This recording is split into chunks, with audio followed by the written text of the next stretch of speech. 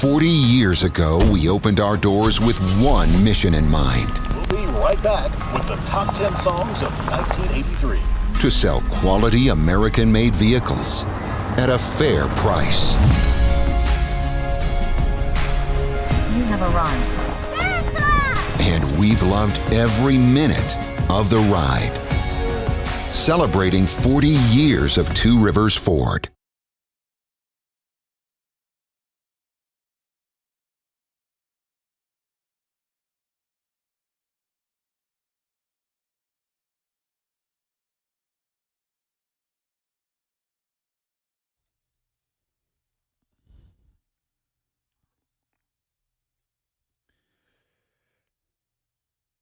It is straight up 1 o'clock. Good afternoon from the Superbook.com Sports Desk. I'm Lucas Panzica. Tuesday night, Nashville City Council officially approved a $2.1 billion deal to build a new enclosed stadium for the Tennessee Titans. It was a 26-12 vote that went into early Wednesday morning. $1.2 billion of the cost will come from public financing. Tonight, Nashville Soccer Club starts its U.S. Open Cup campaign in the third round, hosting San Antonio out of the USL Championship. Kickoff from Geodis Park is at 7:30. And the Memphis Grizzlies look to stay alive. The series will return to Memphis. Lakers lead it 3-1. Tip-off tonight is at 6:30. For all your foundation repair and waterproofing needs, visit USSTN.com. Breaking news at once in your home for the Titans and Vols. This is 104.5 The Zone.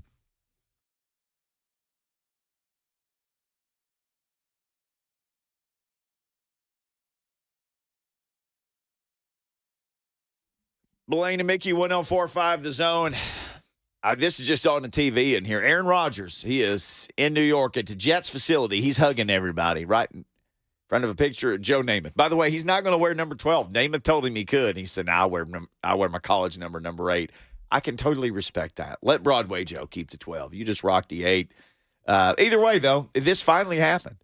He's in New York. So there you go. If you're wondering about Aaron Rodgers, it is officially official. He's saying hello in New York. Titan Stadium vote, officially official.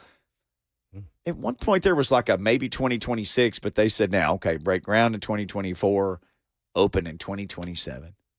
3 years. 2027. It's 2023 right now. We were trying to do the math the other day of how many of these guys will play one game inside that stadium starting in 2027. Ooh. Rookies from last year, hopefully. Ooh, I don't know after that, really. You want to Big say Jeff. You want to set an over-under, Lucas, Robert, if he's in there? How many current Titans, like over-under 5.5, 7.5? Do you think double digits? Would you set it at 9.5? Current Titans, because the NFL, turnover, everybody goes. Current Titans, well, that's just kind of pro sports now, in the NBA, you can switch teams twice, 3 times. If you say, I don't want to be here anymore, they'll get rid of you. Hopefully the rookie classic gets drafted. This year, yeah. It's really hard to answer because the near future of this team it's in flux right now. You don't know who the quarterback is, don't know what's going to happen in 2023, and that leads to more turnover. So I don't know. I'm trying to think even at the Titans most stable in the last 6-7 years, going over a 4-year span, just how many guys were together for that many years.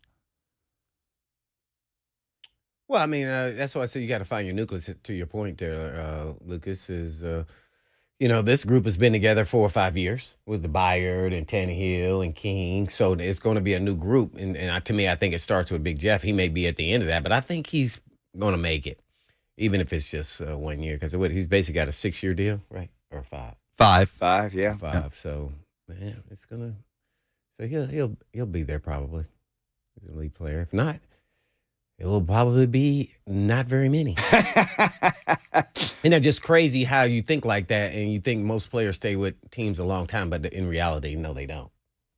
Yeah, so unless you are star-studded, just like everybody thinks everybody's making millions of dollars when it's just the core group of your high-priced players, and then there's the group that's under that people forget and come and go, and then they're assuming all of the players are like that, or all of them are getting paid millions and millions of bucks. So, not like that for everybody. It is not. And I think what you find out over time is it's really the league is made up. The league is made up of the guys who don't make millions. The league's made up of all the other guys. Yeah. I mean, you have the superstars, Big Jeff and Aaron Rodgers. There's a whole bunch of dudes that don't make $1 million. Yeah. The majority. Or play, 3 or 4 years. Yep. And that's why they had the cutoff.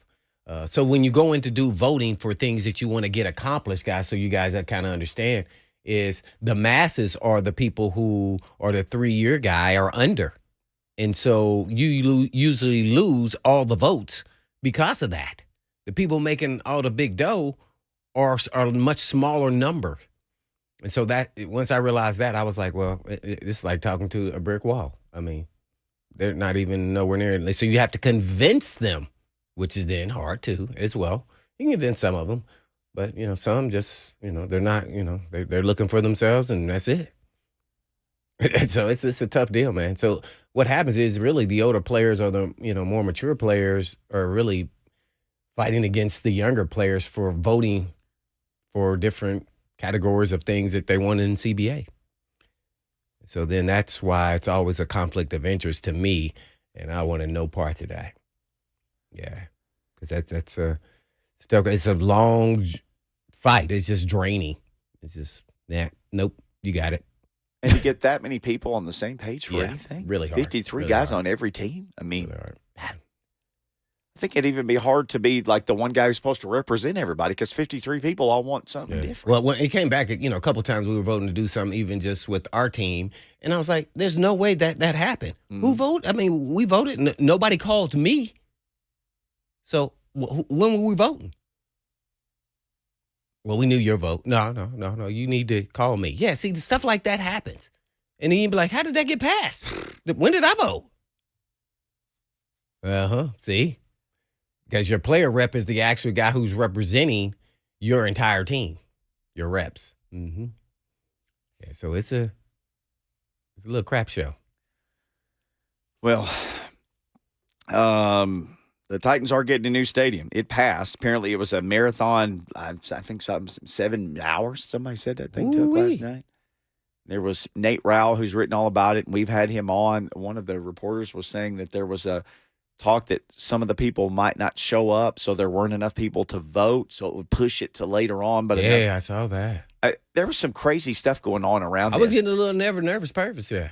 Honestly, I thought something was going to happen. But then it was taking really long. Like, uh-oh. Yep. I kept looking for news at like 8 o'clock, 9 o'clock, 10 o'clock.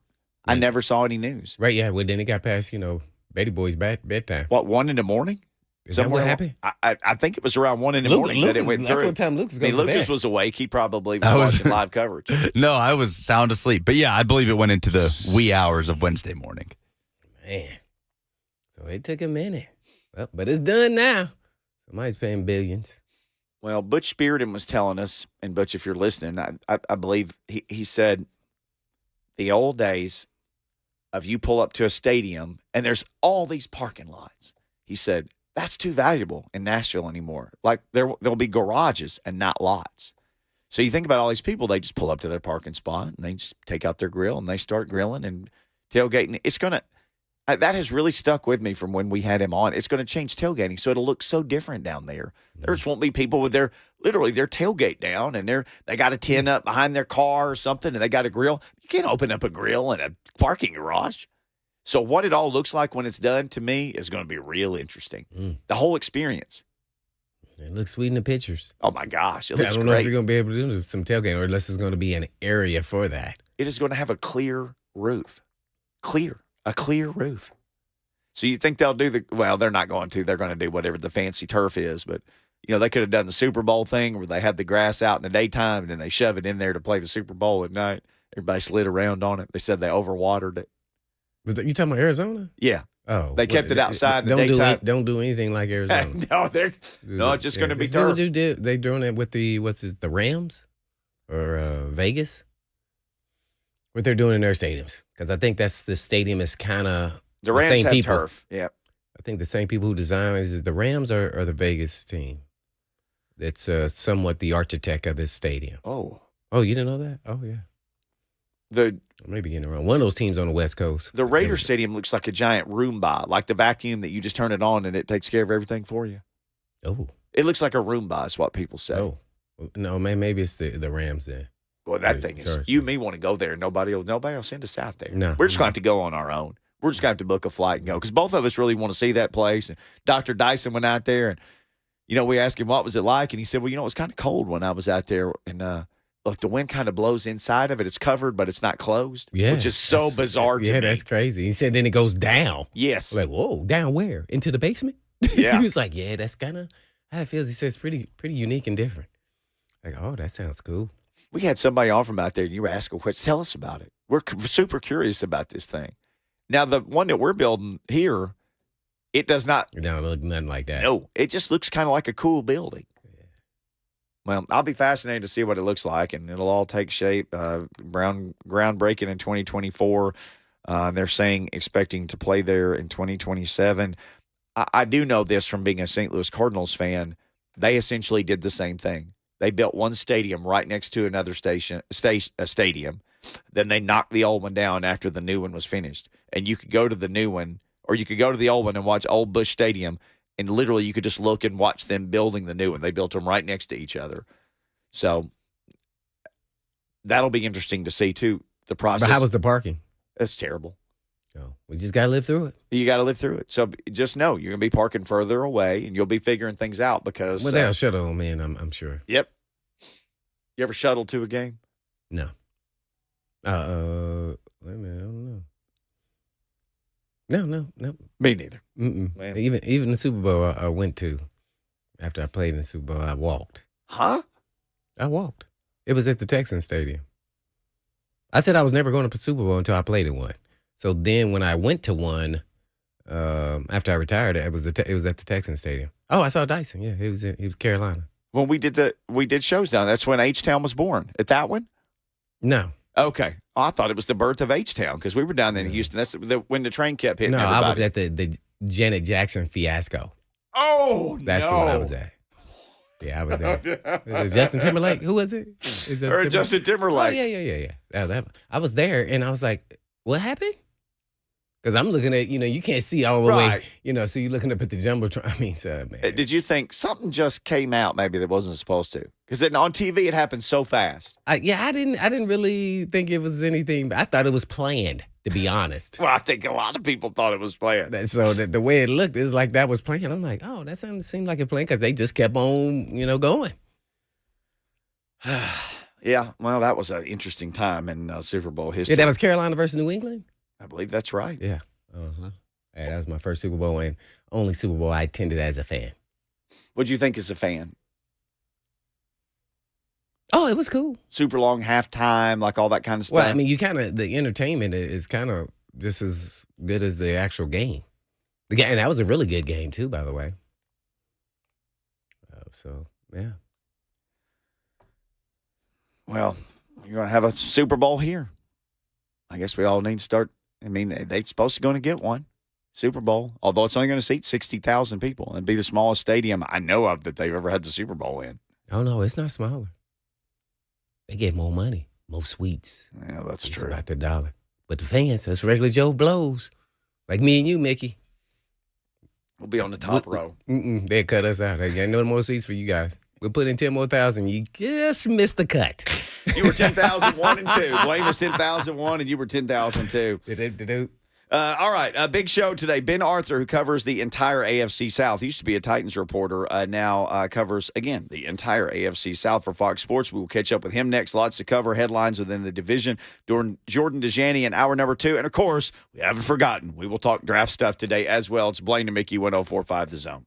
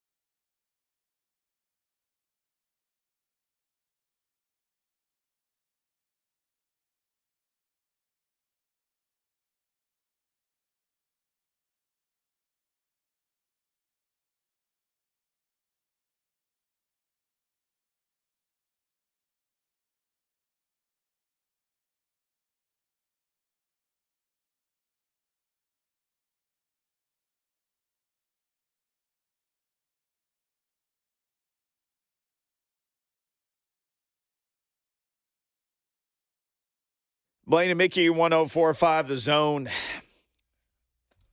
Let's talk to our man, Ben Arthur. I mean, he was so good at covering the Titans. Fox just said, you just need to cover everybody in the division, that we need to spread you around some more. Oh, is that the story? Is that the real story? Well, There, let's Ben? bring him in on the Mark Spain Real Estate Hotline. Ben, did you just get a call from Fox Sports and they said, we can't just waste your talents on one team? Is that the way that works? I mean, I wish that was kind of how it all went down. That's your But version? no, I mean, they just kind of reached out, and it's like, it'd be a cool opportunity. I get to stay in Nashville, kind of build on what I was already doing, covering the Titans. I already know their division, so that's kind of how all that came together. But I'm humbled that you think that.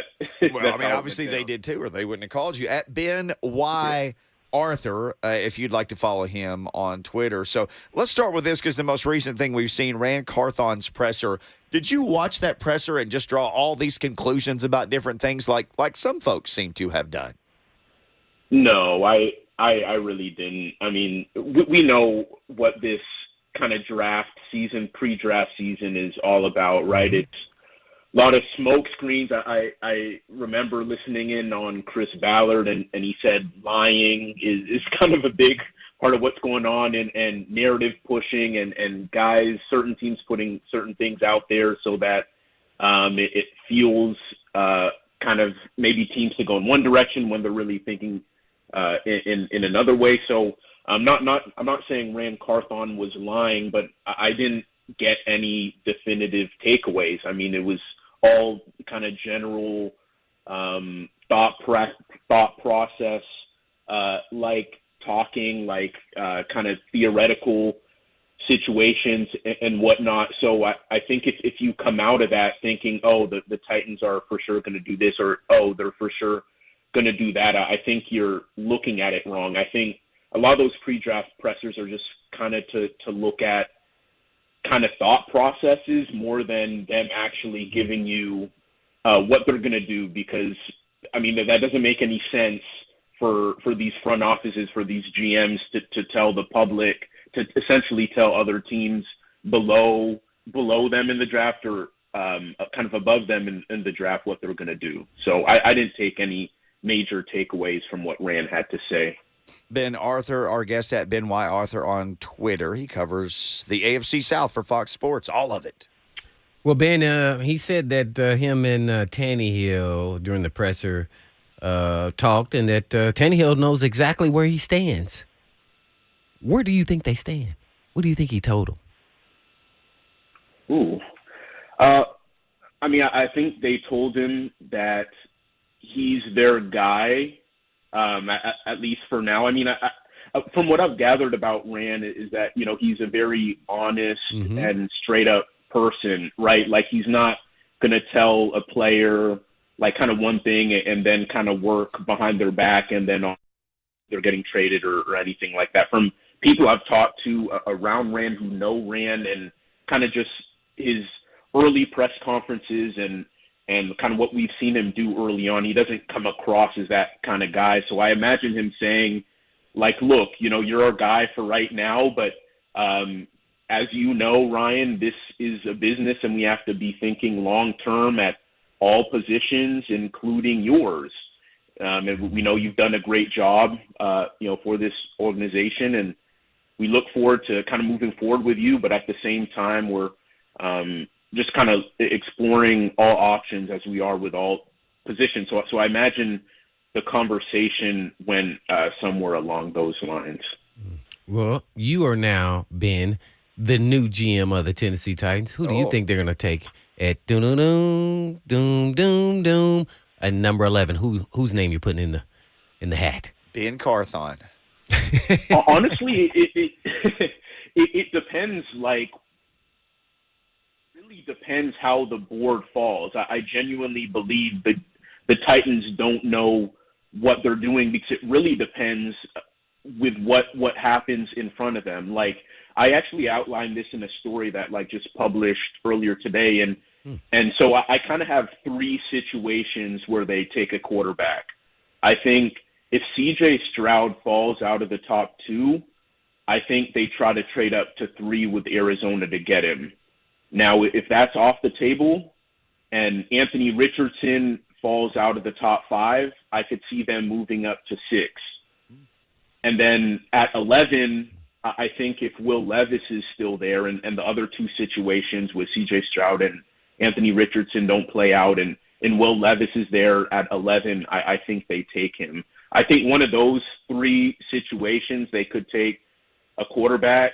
If none of those kind of play out, I would say that the Titans trade back from 11 and try to move back later into the teens and take a wide receiver with the top pick. So if you're putting me on the spot, I would say that's kind of that's what I think that they should do.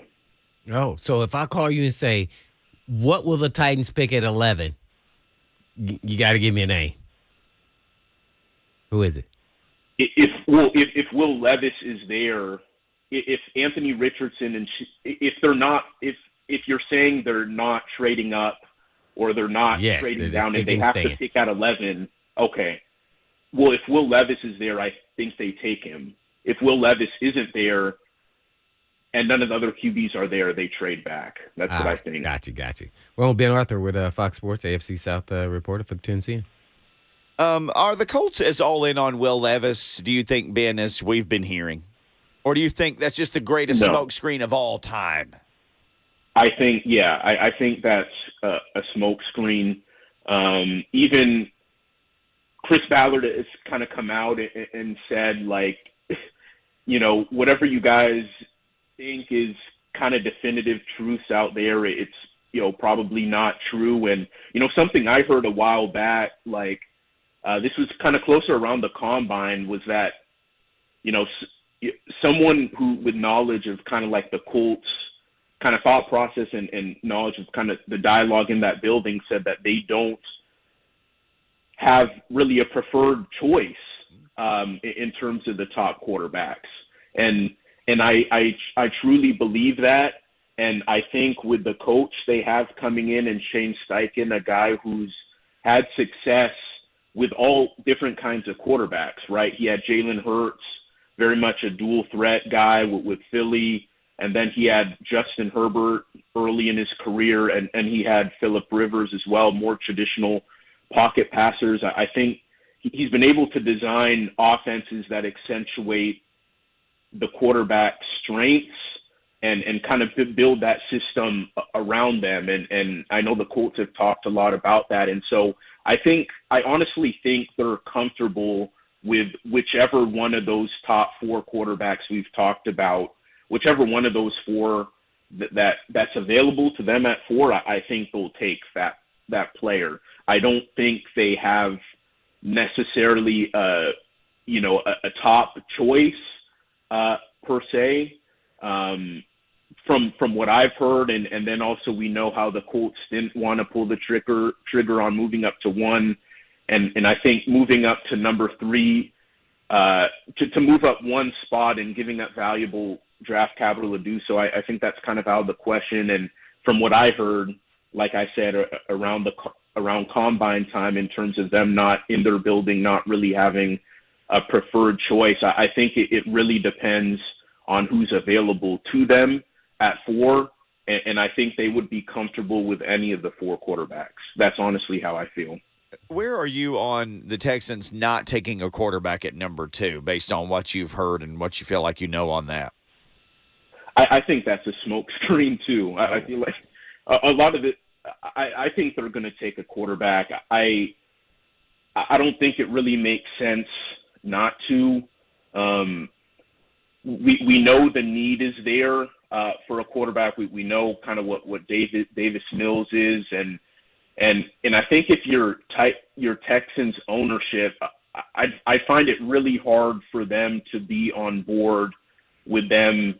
With Nick Caserio passing on a quarterback, when you have a top 2 pick and there's kind of a consensus in terms of who, you know, a top 2 at the top, I find it really hard to believe that Cal McNair would be on board with that. And we know the NFL is a business, and the Texans, they have to put seats in that stadium. And for the last few years, there have been a lot of empty seats. They haven't won more than 4 games since, since 2019. Interest in that team has waned. That they need a guy that they think could be the potential, face of the franchise, and having the number 2 pick. I just don't see the justification to passing on a quarterback there. So I think that's kind of a smoke screen.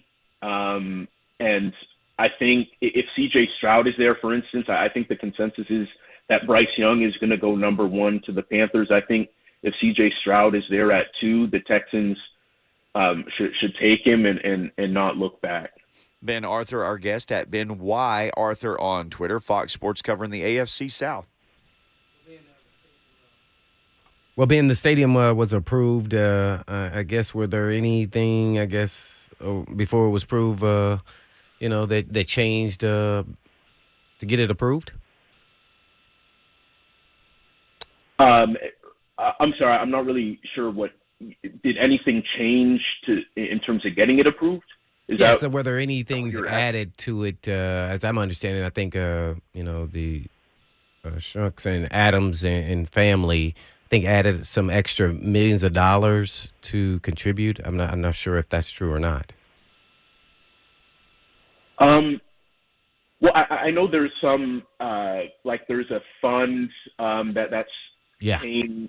A fund in terms, I think, $48 million over the course of the 30 years or whatever. I'm not super sure on all the specifics of that. I think in terms of the stadium, I think this was kind of inevitable for months. We were kind of barreling towards this getting approved from all kind of indications. And obviously we know what a new stadium could mean for Nashville in terms of the sports and entertainment space, with potential Final Fours, Super Bowls, and whatnot. And so yeah, I kind of saw that this was going to get approved. I didn't really anticipate many hurdles, and kind of like I'm saying, I think this is the direction that we've kind of been heading in for quite some time. So, and the anticipated opening would be 2027. So, I guess we'll kind of wait for that over the next several years. But yeah, I think that vote, early in the wee hours of this morning, was kind of a formality, just from all the indications that we've gotten over the last several months, that this was an approval, from the council, Metro Nashville Council, that we were barreling towards. Now, 2027, we were just here having a conversation. How many players, just give us a guess, do you think will be still on the roster there, Ben, that's on the current roster today? Ooh. Wow. How many? I can name some guys who I know for sure. Just name the guys you could think that would be on there. Yeah, that's cool. Yeah. I think Jeffrey Simmons, Traylon Burks, Chiga Okonkwo, Nicholas Petit-Frere.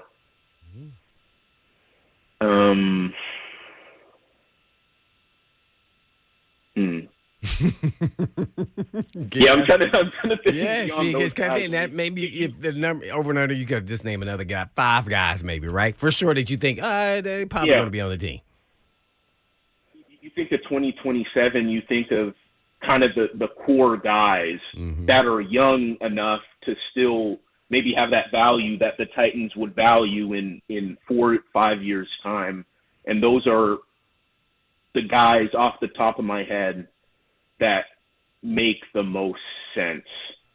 Maybe Roger McCreary as well, depending on. Yeah. I think he makes a big step in year 2, and I think he could be a starting corner for the Titans for the for foreseeable future. So maybe I'd put Roger McCreary in there, but like you said, I mean, around 5 guys. I mean, not a whole lot. I mean, and we know how much the NFL rosters can change from season to season. when you talk 4-5 years down the line, that becomes even harder. But yeah, maybe 5-6 guys who are currently on the team that I think would be on that 2027 roster with that new stadium. If you had your wish and you were Roger Goodell and you were the sheriff of the National Football League, would you change the date and move it up to like this past weekend, the NFL draft? With the stadium? With the new stadium? No, it has nothing to do with the stadium. I'm talking about the NFL. Just the draft, the date of the draft. Change the date of the draft to a week ahead of time. Change it to move it up? That's what you're asking? Yeah, to move it to last weekend. Because I'm tired of talking about all these different theories. There's so many different theories that's coming up, and who's getting traded, and who's going up, and who's moving down, and somebody's S2 score, and this and that. Oh man, it's just getting ridiculous now. I think they're just getting insane. I mean, honestly, I don't think the timing of the draft would have any. It would change. I don't think that would change if it was moved up a week, right? I think in the weeks and in the days leading up to the draft, I think that's where the speculation and the rumors get crazier, right? So regardless of if it starts tomorrow, like it is in this case, or if it was next week, or the previous week, I think in the week ahead or the days before, it's going to get ridiculous. I don't think the day of the draft really matters in terms of how crazy the draft chatter gets, because regardless of when it is, I think the speculation, because we see this every year, right? Like with the speculation and the days before in particular, just getting nuts. So I don't think that would really make a difference. Well, with Ben Arthur from Fox Sports. Hey, I wanted to slip one more in on the way out, Ben. And just curious, because you cover all 4 teams in the AFC South. We haven't had the draft yet. Like Blaine said, we're just guessing and speculating. For everything that has happened for the 4 AFC South teams this offseason, how would you rank the teams in order for good or best to worst and how they've handled this offseason so far? From best to worst, Free agency. I would put Jacksonville at the top. I would put Tennessee at number 2, Houston at 3, Indianapolis at 4. I think with the Jaguars, they haven't had to make a whole lot of tweaks, right? I mean, obviously they lost the right tackle and they lost Arden Key to the Titans, but I think their whole approach has been continuity and building through the draft, which we're not going to see how that goes until starting tomorrow. But I think their plan so far has gone to plan, and you get Calvin Ridley in the mix. He's taken part in the offseason program, getting him acclimated with the offense. So I think Jacksonville is number 1. I think a lot of the moves we've seen with Tennessee make have kind of been anticipated in terms of trying to get younger and faster, and a lot of those veteran cuts to create cap space. So I think it's kind of gone as I kind of expected. I mean, the draft is kind of the wild card with the Titans, but I think for the most part, it's been somewhat predictable, at least to this point. And then I think Houston has made a lot of great moves. I don't think they're going to necessarily be competitive in the division in 2023, but man, they've made a lot of great moves, not just hiring D'Amico Ryans, but getting the pieces in place to bolster their offense around what's supposed to be a rookie quarterback and improving that defense. And then I feel like the Colts haven't really done a whole lot. So that's why I have them at 4. We already know the quarterback uncertainty, but they haven't improved their offensive line, which was one of the worst in the league.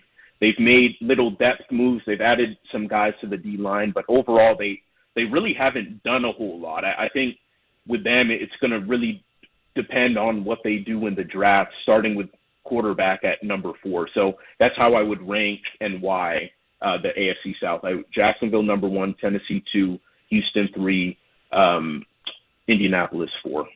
Ben, thank you for the time, man. Hey, we can stop speculating soon. The draft starts on Thursday, and we'll have something new to talk about. But appreciate you squeezing some time with us today. Thank you. No problem. Thanks, guys, for having me. Yes, Big Ben. He is Big Ben. At Ben Y. Arthur, Fox Sports, covering the AFC South. When we come back, an interesting mock draft involving the Titans and a player from Tennessee, maybe not who you think, and some other players on the board that you think, wow, they would take this guy with those guys available. It's all. I'll explain it next.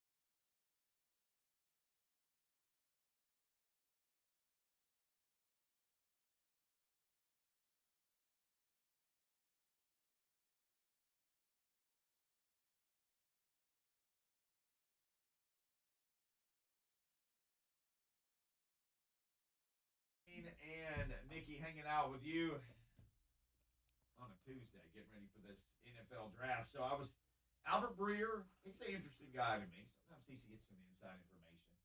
His mock draft had the Titans taking from the University of Tennessee in the first round at 11.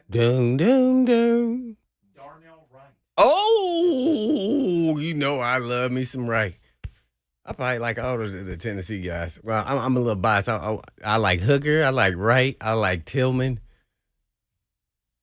It's hard not to like Hyatt, but I like Tillman over for the Titans, for what they do. Like, if I was the Chiefs, I'd be like, oh, I'm all over Hyatt. See, if I'm the Chiefs offense, I'm like, oh, he could be dangerous. Mm-hmm. And Titans offense, I don't know about Hyatt blocking.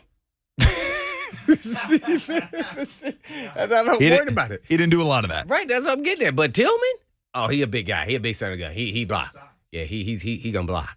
You can tell. See, that's what I'm saying. So it's more to fit to the Titans. So that's kind of where I'm looking from through that lens, what fits what they do. So yeah, right, man. He should go high just because of what Will Anderson Jr. said. He's the best player he's gone against all season. Like, I think I need to double check and look at this Darnell Wright kid. Well, he's got him picking him at 11. Ooh. Albert Breer. And that is with. Is that what all the other offensive tackle, like 3 other ones taken? Skoronski, the Georgia and Ohio State kid?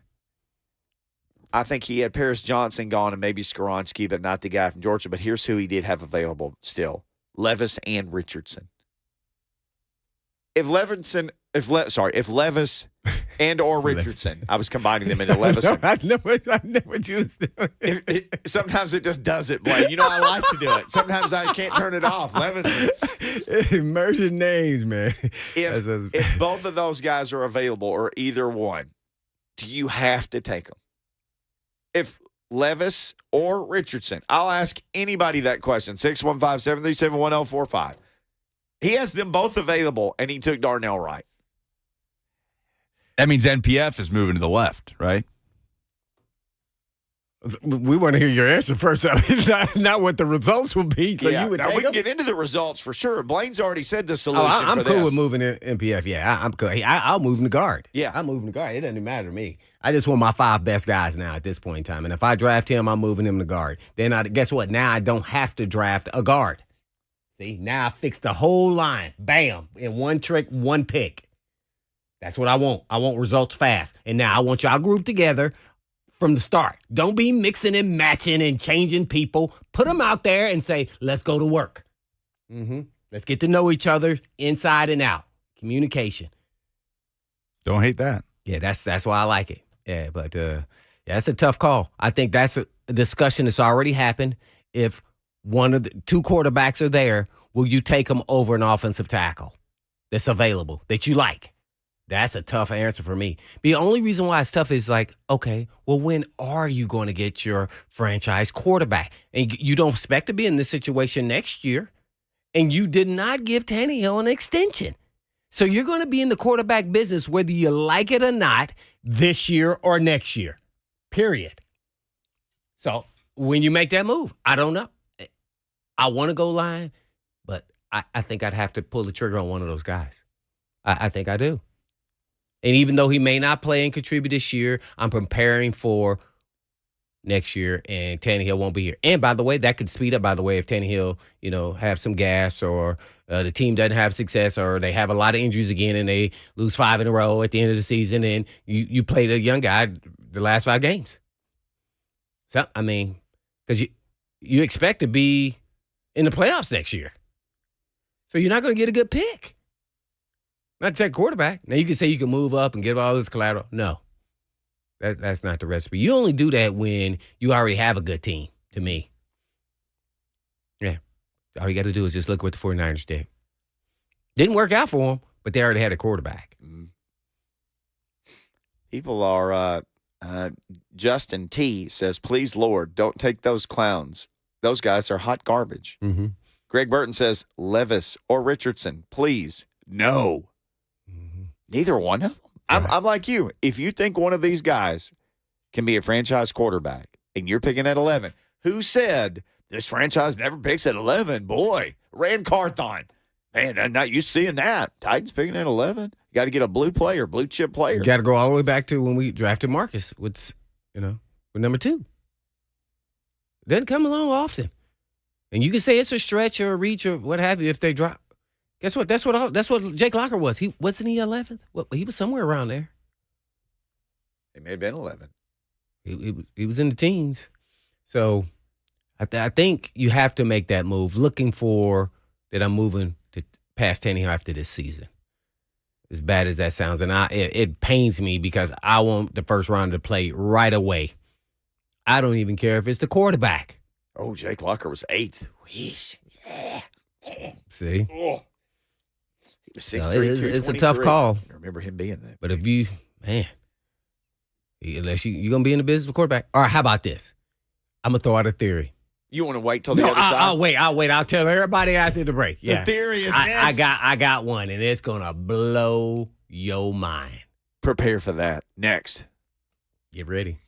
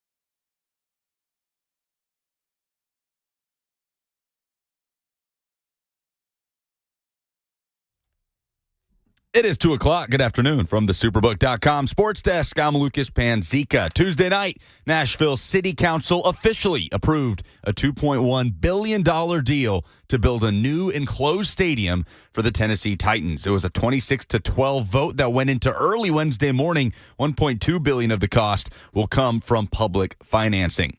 Tonight, Nashville Soccer Club starts its U.S. Open Cup campaign in the third round, hosting San Antonio out of the USL Championship. Kickoff from Geodis Park is at 7:30. And the Memphis Grizzlies will look to stay alive as the series returns to Memphis. The Lakers lead it 3-1. Tip-off tonight is at 6:30. For all your foundation repair and waterproofing needs, visit USSTN.com. Breaking news at once and your home for the Titans and Vols. This is 104.5 The Zone.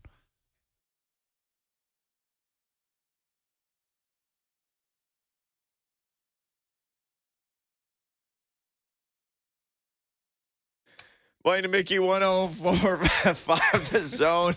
Hey, man, don't give Blaine any cereal. He's telling me about some problems. Man, here. this Is this morning. your revelation you were going to make? No, that wasn't a revelation. You had too much Captain Crunch I this had too morning. much Captain Crunch berries, and it kind of got buried.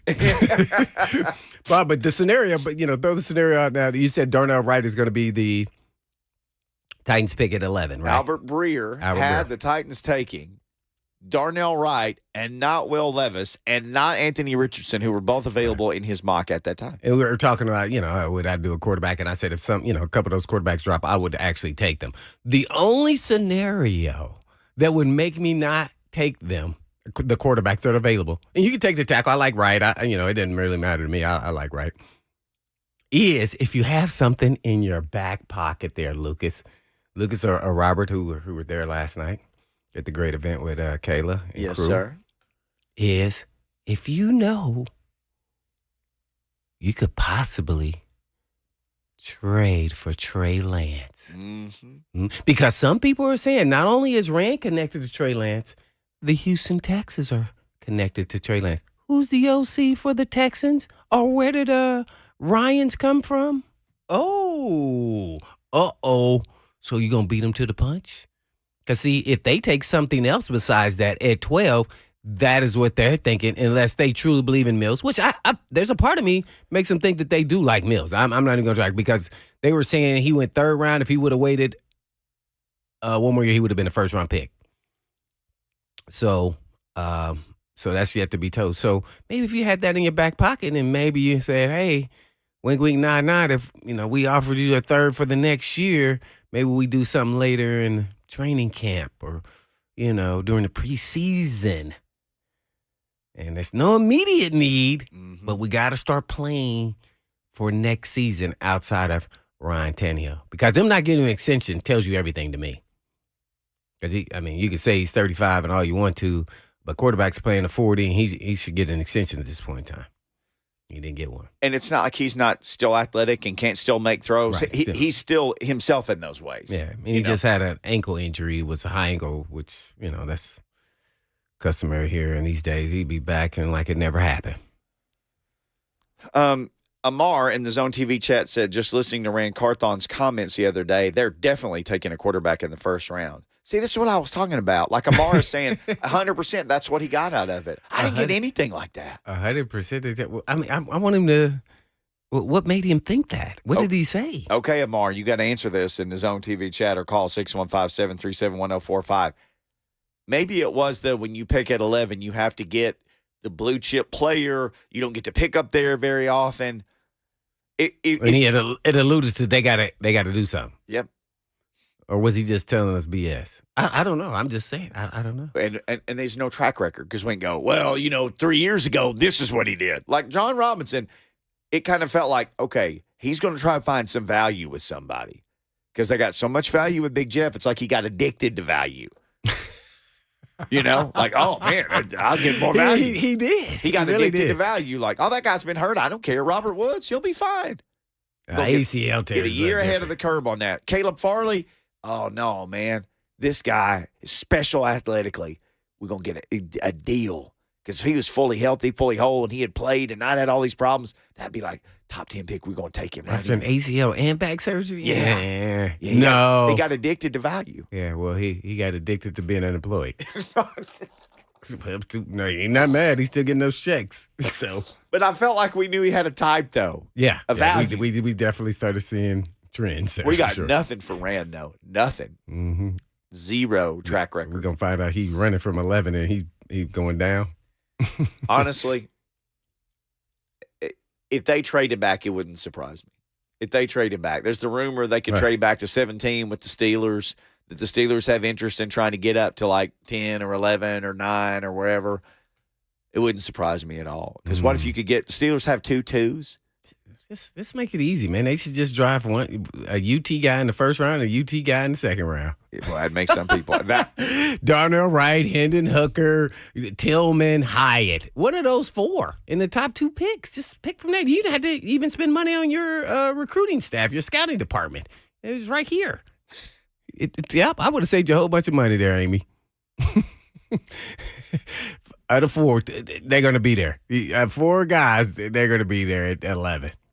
okay. And at 41. Okay, I'll ask you guys this. That goes in my theory, only draft SEC players. Well, I'm big on that. What was the one mock draft that had the defensive lineman going ahead of all of them? Oh, Young. Remember Byron Young? Oh, I forgot about him, There was too. a mock Yeah. a couple of weeks ago that somebody did, and he was the first. I think he was the first Vol to come off after Darnell Wright, but the first of everybody else. In the first round? Yeah, they're No, he was in the second round. Okay. No, a lot of people are saying now he's going to be at the bottom of the first. That Young. Mm-hmm. Yeah, Bryce. Yeah, that. I mean, that I goes could. to UT. What did Coach Mack say? How many first round grades he has outside of the 15, quarterback? 16. 16 plus quarterbacks. And that's been a pretty common thread, like 15, 16 first round grades in this draft. So I think the back half of the first round could just be scattershot all over the place on teams in the 20s, just going based on need, fit, who they liked, not necessarily whatever draft analyst put in his big board. Yeah. Like if a team loves Byron Young and his athleticism and they're sitting there at 27 say, well, we need a pass rusher, Nolan Smith's off the board, Yep, I agree. That could happen. I'm not so sure I don't like Cedric Tillman the best of all the Tennessee players. That's what you're sitting there thinking. Yep. Yeah, I'm big. I like him. And I mean, I know we got people who listen at like every SEC school or whatever school you like, but if you said, okay, because there are a bunch of these dudes are draftable in like the first and probably through the second round, there's 5 of them that could very well go. I think they can get him in the second round for sure. Maybe pushing it, but I 41, I'm taking He checks all the boxes. Yep, what they're looking for. Yep. He fits their type. Mm-hmm. And Darnell Wright fits the type too. Well, he fits their type. And that goes back again because the caller brought it up and said, okay, then what are you going to do with NPF? You said before, like, I'm going to just move that guy to guard. Just move him to guard. Yeah, just find the best way. He's fine. He played guard at Ohio State, and then 1 year he played. They do that all over the place at Georgia and Ohio State. All these big programs, they want to play their best guys, so they show you see them inside and outside. I think actually it will be better for NPF though. I think down towards the stretch, the last 4 games, I think he had an ankle, but he was fighting through it. He kind of showed some wear down there, but I can't say that he's not a tackle for sure, but he would be a really good guard. Yep. Got him. Well, and if Skoronski's a tackle or a guard, why couldn't NBF be NPF, yep. People saying that about Skoronski, okay. Maybe the same is true for NPF. And his arms are long. So he can hold. Yeah. Better. Brian in Nashville wants to talk about this draft with us on the Mark Spain Real Estate Hotline. Hey, Brian. Morning, guys. Or good afternoon, guys. Whatever. Yes, It's Blaine, somewhere. It's 5 o'clock somewhere. Yeah. You going to help us out, man? You going to help us out, Brian? Blaine, I agree with you. I think we should try to work out a deal with the Niners. Trade back in that first round. I don't know if they have a first-round pick or not. Trade back, get a second-round pick, use that second-round pick to get – if we can't get Lance, go get Hooker in the second round. But in that first round, even trading back, get us an offensive lineman, and then get Tillman with that second number 2 pick that we trade back to get if we can work something out like that. I think they'll be there. I think Hooker is slotting. As much as I hate to say it, you're looking at the Vikings, probably the team that I've seen across the board, the mock draft boards that are looking at him hard. But I really think he would work in this offense if we are truly trying to move to a pass-oriented offense. I know we still have Henry there, but that 1-2 punch of being able to throw that ball deep with Tillman or one of those other big wide receivers in the draft, and then having Henry there to pound it on third downs, I think that would change our offense enough to put us back in the seat for the AFC South this year. Dang, man, yeah, it's hard for me not to agree with that. Man, told you, just need to draft from the SEC.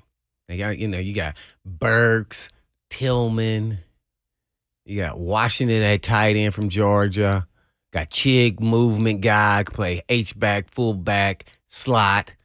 Oh, man, it looks good. I can envision that. Yeah, I can see it right now. And then you have Hooker at quarterback. Mm-hmm. There you go. We good to go. We be rock and rolling. Guess what? We also be rock and rolling. Them tickets, them prices be, they be They'd like, to go come on up. in. New come stadium, on in. 2027. Come on in. Yeah, SEC, NFL.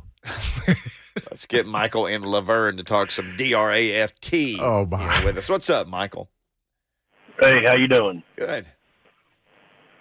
I was thinking, the Titans have a connection with New England. New England's got a quarterback in Mac Jones that they don't want anymore. What if the Titans could swap picks from 11 back to 14, pick up Mac Jones, and in the 14th pick, pick up a offensive tackle, whichever one of the three might still be there, and address the wide receiver. Yeah. That way you get the quarterback, the offensive lineman, and a weapon. I would be interested if you that just. sounds nice. Yeah, I'm cool with Mac Jones. I would wonder though if you at that point Not as athletic as I want him to be, but I think he's a lot sharper than that. Yeah. Zach Bunch in the Zone TV chat said I agree with that. Yeah, it's hard to disagree with that. I wonder how many people would say they would rather have Mac Brown or Mac Jones or Tannehill. Mac Jones or Tannehill. You say okay.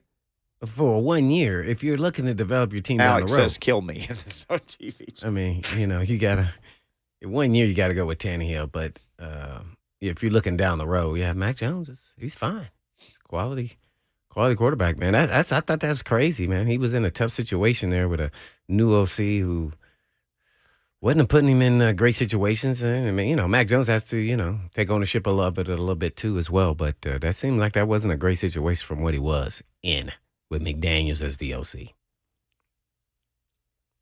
Yeah, people. Amar says Mac Jones less than Tannehill. Zach Bunch just sent laughing emojis. People are just kind of trying to reason through that. That call has blown we have so many responses to that call. This is crazy. Oh, he said Zach, he's going to be a Colt. I remember Mac. All right, here's what we'll do. We can keep this discussion going. Zach says Tannehill's okay. He played well against our teams this year. But see, and this is where everybody's getting it's messed up. It's not about Tannehill this year unless you're going to trade him. He is not going to be on the team next year because they didn't give him an extension. Right. He has no more contract years. Yeah, so they are telling you the tea leaves, and they should have given him an extension. Maybe they're going to wait till after the draft and see how it all plays out and then decide to do that. But they're telling you right now he is not going to be on the team as of today next year and possibly this year. So I don't know. So you got to start planning for the future. See, people are just looking at today. They should have any other organization would have given an extension. That's telling, and the Titans too would have. That means they're not sure. Why are they not sure? It's not about his ability and what he can do. It's what they're not sure what they're going to do. Well, we'll start learning a whole lot more in a couple of days. This weekend's going to tell a whole lot, especially if one of those quarterbacks is available at 11. I know Jordan Dajani is available at 2:20 every Wednesday, and he is going to join us. That's coming up next. I said it was Tuesday earlier. It's Wednesday. Happy Wednesday. Oh, did you? It's Wednesday. Draft starts tomorrow.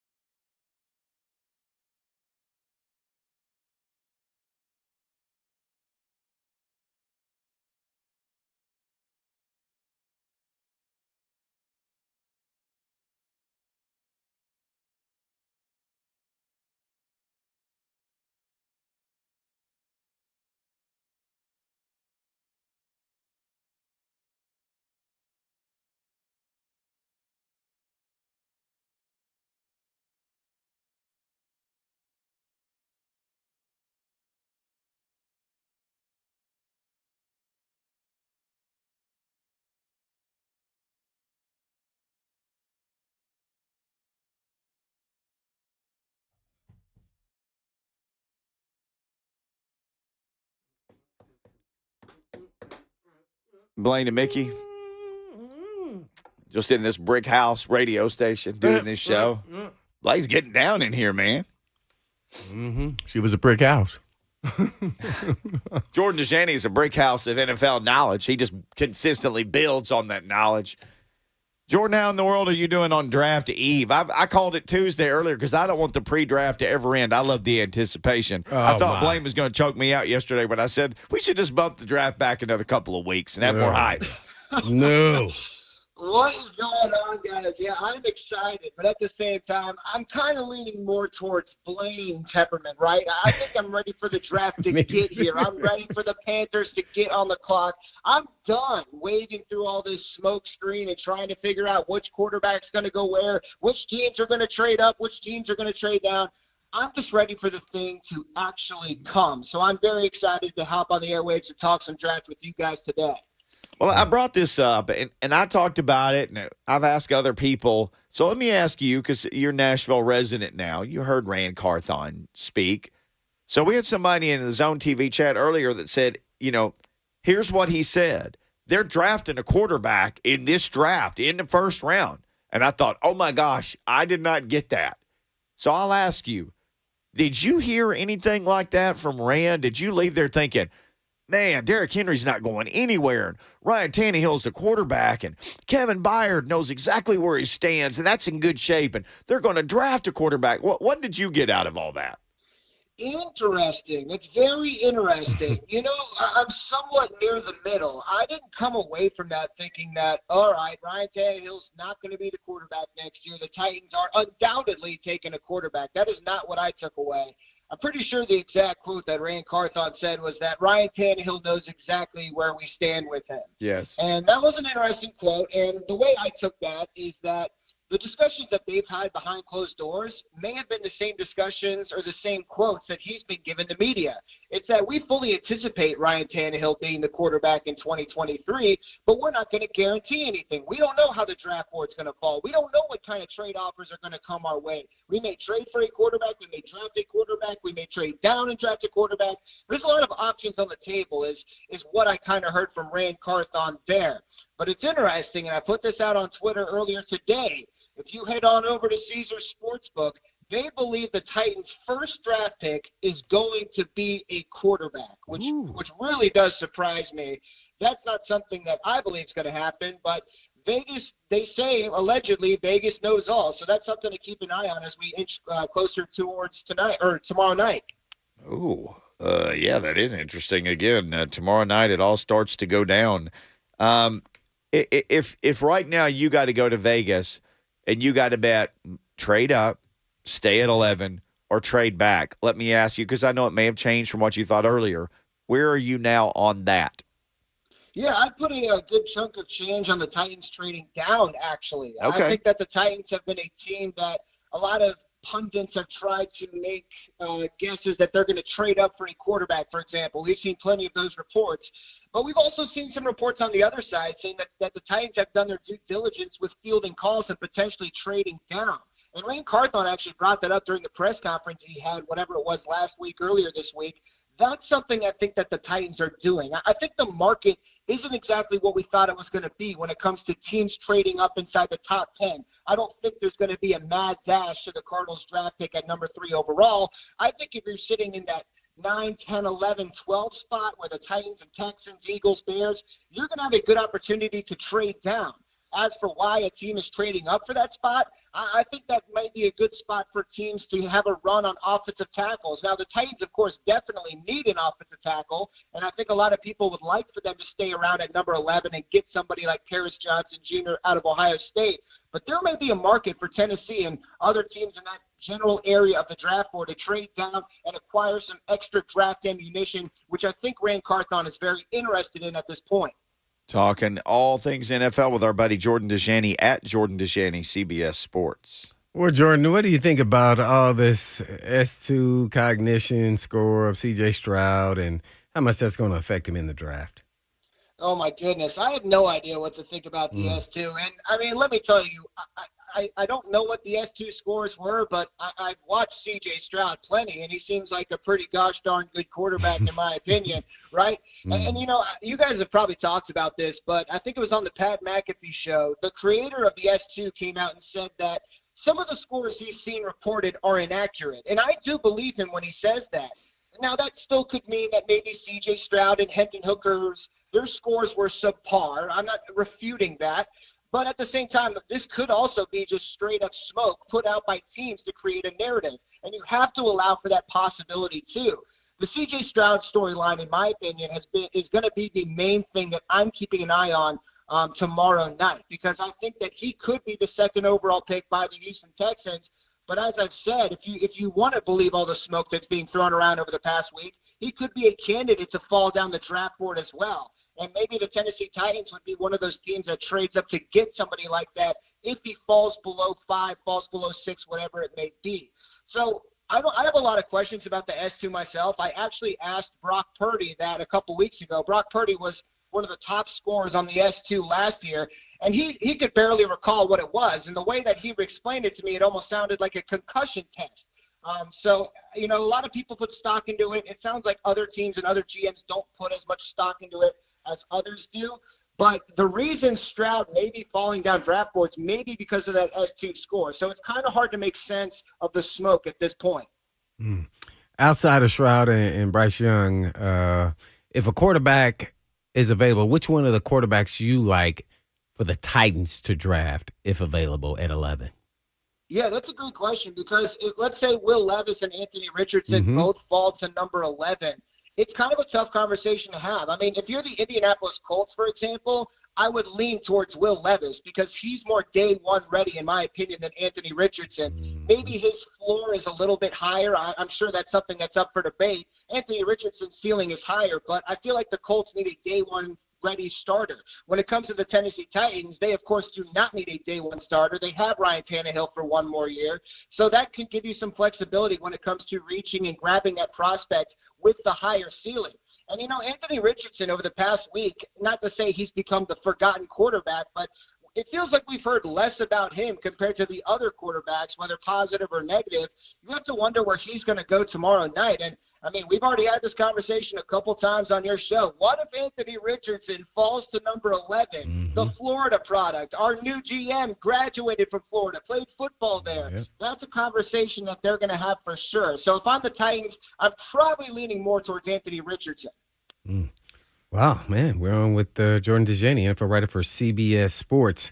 Now, take us through the Aaron Rodgers, Green Bay Packers, Jets trade. Who won or lost in the trade? Oh, man, I got to say, I was shocked by the compensation. A first-round swap is something that I never considered happening. And I don't see any protection for the Jets either, which all reports indicated that's what they were after, and that's what the main sticking point was in this entire transaction. There's no protection for the Jets. And, you know, the conditional pick that the Jets are giving the Packers, it's not a first-round pick in stone, right? But it's like a 99% chance Rodgers is going to play 65% of snaps. I mean, look at that number, 65%. That's just over half the year. So, listen, some people are going to say the Jets got fleeced because they had the leverage with the guarantees. Rodgers had his contract. There's no doubt that the Packers won this trade, right? There's no doubt about that. But, I mean, I'm leaving the door open. What if the Jets make a playoff run? What if Rodgers plays multiple seasons and there isn't some significant drop-off in his play? Then we're going to look at this trade differently in a couple of years. But the bottom line is that the compensation very much surprised me. The Packers won the trade. But all that being said, I really do think that the Jets have some big-time potential in 2023 now that they have finally acquired the stability at the most important position of football, something they've been searching for quite a few years now. Now, what are the expectations of what do you consider a successful season? Let's say, what's the floor of a successful season for the Jets? Yeah, that's a good question. I mean, I would say definitely winning a playoff game, in my opinion. It's not making the playoffs. It's at least winning one playoff game, setting yourself up for some kind of run. And, you know, I really do think that the Jets have contender potential, in my opinion. I mean, you look at this team, if you watch them last year, they overachieved because of how bad the quarterback play was. I think they have one of the more underrated running back rooms in the NFL, a very talented wide receiving core, and statistically a top 5 defense. Yeah, you could make an addition on the offensive line to make sure Rodgers stays upright, but let's say Rodgers returns to playing at a better level than he did in 2022, which is very possible considering what's actually around him with the New York Jets. And obviously he's going to be a little bit rejuvenated with this change of scenery. I think the Jets have potential to be a very good football team in 2023. So I'm excited to see what comes from that. Well, with Jordan Dajani, NFL writer for CBS Sports. Yeah, also with Rodgers, something Blaine and I have talked about, his thumb won't be broken this year. Yeah, so exactly. There's also that. Hey, you wrote, loved it, a column, CBS Sports. Again, there's tons of great stuff there. CBS covers the draft to me better than anybody, and their NFL coverage is fantastic. Jordan and his crew, a big part of that. The buying or selling biggest draft rumors. Love that article. Yeah, I appreciate that. That was that's been a very popular article on the website, which I'm very proud of for sure. And I definitely put a lot of work into it. And, there's a lot of different stuff to break down when it comes to the season, right? And one of the biggest things, in my opinion, we can touch on so many here, but the Texans passing on a quarterback at number 2 overall. I'm going to be flat out blunt with you guys. I think that would be stupid. I think that would be dumb of the Houston Texans. And the way I put it is that there's a big difference between picking at number 2 overall and number 3 or number 4 overall. I think there's a big difference between debating C.J. Stroud, Anthony Richardson, and Will Levis, or Anthony Richardson and Will Levis. I always thought that there was a consensus top 2 quarterbacks in this class. As you guys can tell, I'm kind of high on C.J. Stroud.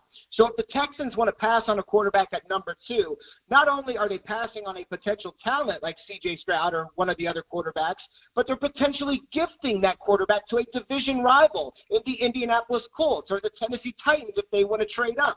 So you're passing on a talent and you're saying, I'm fine with playing against that player for the next 10 years. That's kind of a big gamble. And on top of that, yes, the Texans do have another first-round pick at number 12 overall, but is that quarterback you potentially grab at number 12 going to be as good as one of these top 2, top 4 guys? Probably not. So I think that's a smokescreen. As I told you guys, I already put my money down on C.J. Stroud being the 2nd overall pick. I don't know if it's going to be Stroud, but I do believe Houston is going to take a quarterback with that pick. I'm going to go ahead and die on that hill because that's where logic lays, in my opinion.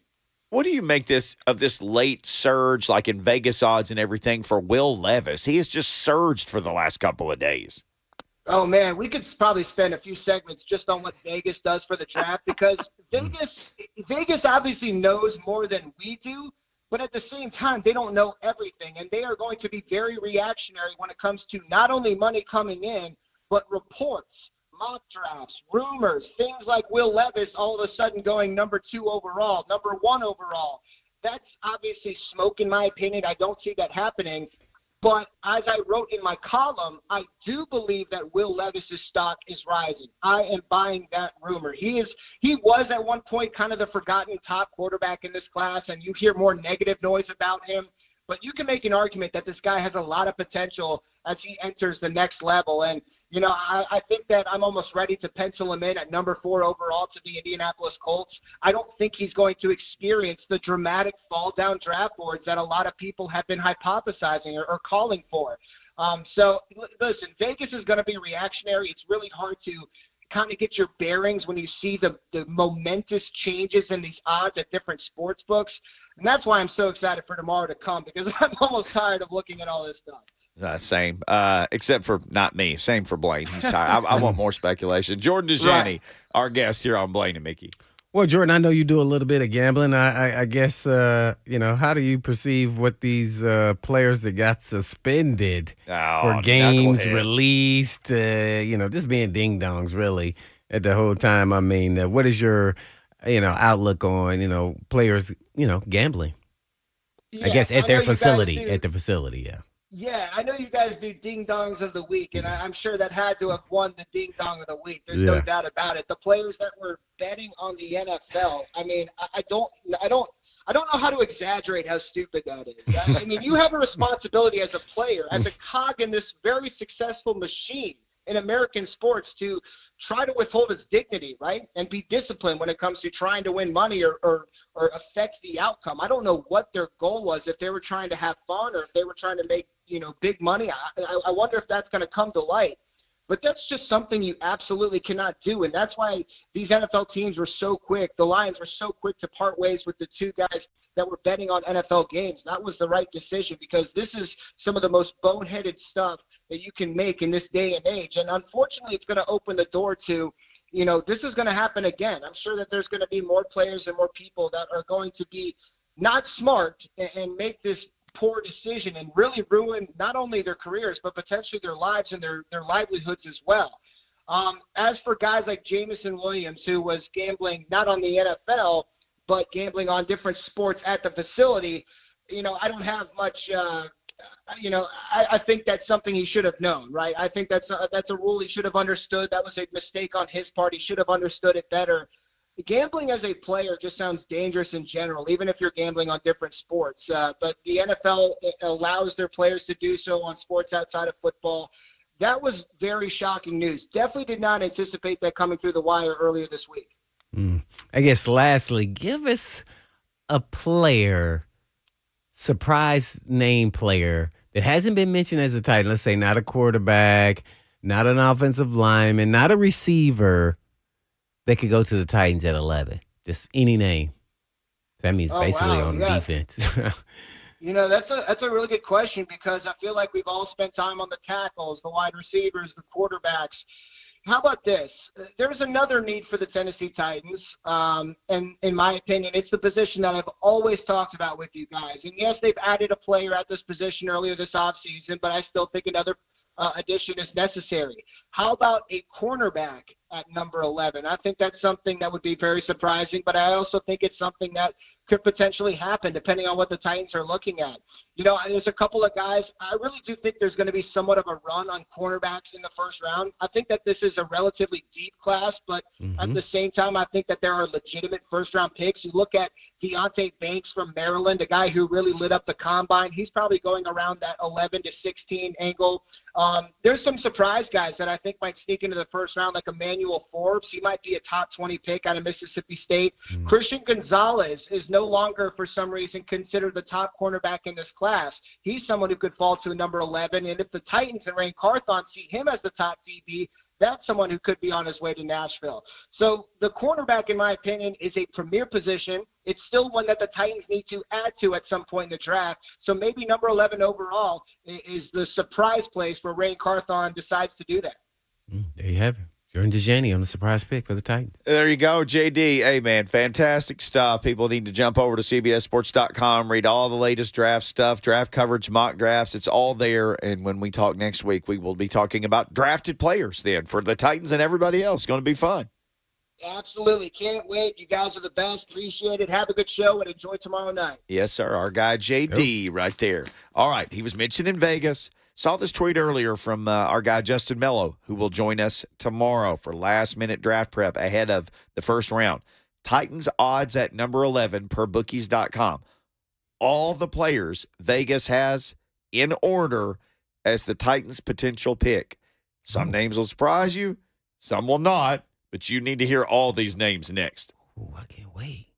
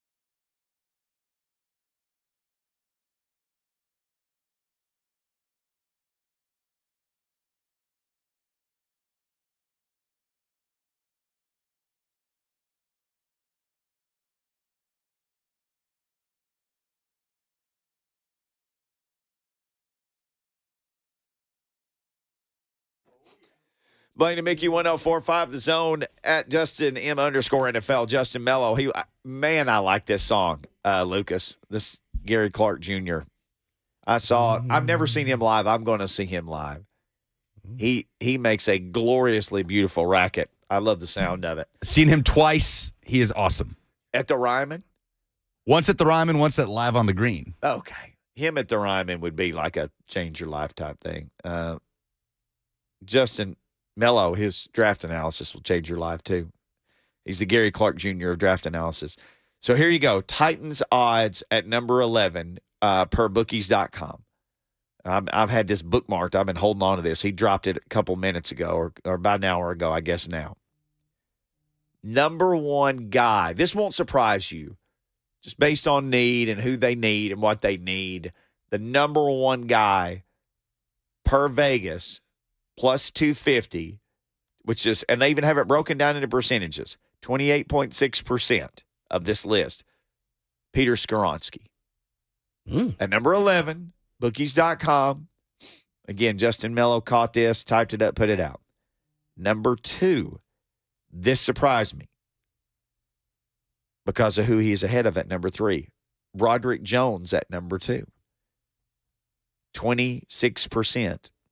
Ahead of Paris Johnson Jr., who is plus 375, which is 21.1%. You told me yesterday, because I was talking about Paris Johnson, you said, I don't know if he's even going to be there at that point. I have no idea. So Skoronski, Jones, Paris Johnson Jr. So at least this one house in Vegas thinks they're about to take offensive linemen. That's 1, 2, and 3. Okay, number 4 absolutely shocked me. And this guy's getting 13.3%. That's decent odds. This is one of those things like if you just really want to throw something against the wall and see if it's stuck to try to put down $10 and, win a big night out for you and Lucas and Robert. 4th biggest odds for the Titans. They're both like, yeah, take us out. The looks on their faces. Jordan Addison. Jordan Addison at 11. Not JSN. Not any other. Jordan Addison. That's the 4th best odds you can get from bookies.com on the Titans. See how you guys like JSN. I like Jordan Addison. I'm off of JSN now. You talked me into it. I just not at 11. There's no high level to me receiver here to justify it at 11. But like him in the second round, 100%. All about it. Not at 11. Yep. I'm afraid of JSN. Mm-hmm. Is afraid it the of the injury? hamstring. Okay, yes. okay. Well, hamstrings terrify people around here. And what have they shown you down there in that building? All due respect, that shows you that they can handle hamstrings. But the guy walking in the door with one. Repeat soft tissue. I like his skill set. Repeat offender. Yep. Yeah. I'm more scared of his top end speed. So that's really it for me. He's a great route runner. Not sure if he can play outside, be accomplished with not top end speed. Good quicks, good out of his breaks. Probably one of the best route runners in the draft. Do you think Zay Jones can play outside? Zay Jones? You mean Zay Flowers? Sorry, who is Zay Jones? The guy I know. He played for the Bills. Okay. Yeah, played in the league. Yeah, I think he can. In any scheme, I think certain guys can. And we play off ball and scheme it up. So, yeah. I've seen Zay Flowers do it. I haven't seen any, he could be a product of just all the players they had around him in Ohio State. So, I don't know, but I see great body control, good out of his breaks. I mean, oh man, it's fantabulous. But when you see top end speed, you keep seeing him get caught. I mean, the guys in the NFL are going to be faster than these elite dudes that they were playing against. They're going to be faster. So he's not your vertical threat, that's for sure. If you're talking about speed for your team, yeah, he can move the chains though. After Jordan Addison at 4, number 5. Nolan Smith. I like that one. I know you do. I like that one. Okay. Yeah. I know they don't need no defense. Well, maybe he's the blue chip player they're talking about. Hey, man, we feel like this guy make people's life miserable on defense. That's a blue chip player. Now, there's a philosophy behind that to me. They have a legit excuse, the Titans. Who do the Titans play? No, I'm sorry. Let me even define it more. Name the top quarterbacks in the AFC. And for us to beat them, we need to have rushers. we're not going to have the top quarterback. We're going to have a good quarterback, but we got to get after the other guys that's in our division, the AFC, and we all know the list, and it's a long one. And how do you do that? You go after the quarterback, Nolan Smith. People are like, why we do that? We got Landry, we got Autry, we got all these dudes. Wait, that's why. Right there. We got Simmons. Well, this dude, every bit of 4.40 and can run, drop in coverage, freakish type athlete. I wouldn't be surprised at all. That was my call, too. Oh, you're Jim Wyatt? No. Okay. No, that was not my Jim Wyatt. My Jim Wyatt, probably I'm not going to win, but I was hopefully thinking. I put Anthony Richardson was my pick. I went Paris Johnson. Yeah. Number 6 is Will Levis. He is tied with the field. I'll retweet this. Retweet it from Blaine and Mickey, too, so everybody can see it. Well, tomorrow we can stop speculating. Well, actually, no. Tomorrow we will speculate. Yeah, we'll be speculating. Yeah, we same time, will same be. place. And then Friday we can at least speculate on less. But we got to go. Speculation and more coming up next with 3HL. But in the meantime, In between time. Peace.